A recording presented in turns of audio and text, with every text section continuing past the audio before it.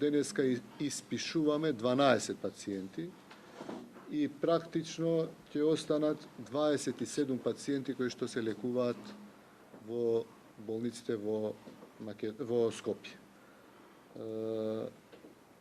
Исто така во странство продолжуваат да бидат 115 пациенти. Повторно тука имаме една добра вест што најверојатно едниот пациент денеска се враќа од Белград и ќе се врати за понатамошно лекување тука во Скопје. Оваа трагедија во Кочани се размислувале повеќе што се во здравството, договорот се навело да добијат трајно вработување.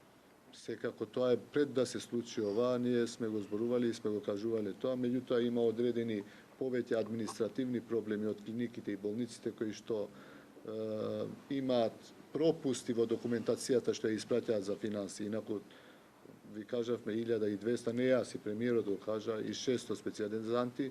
Јас имам информација дека до денес се околу 190 специјализанти приватни веќе во процедура на вработување. Се надевам дека идната недела ќе излеземе на пресконференција заедно со премиерот и да кажеме дека веќе се тестираат за да се вработуваат.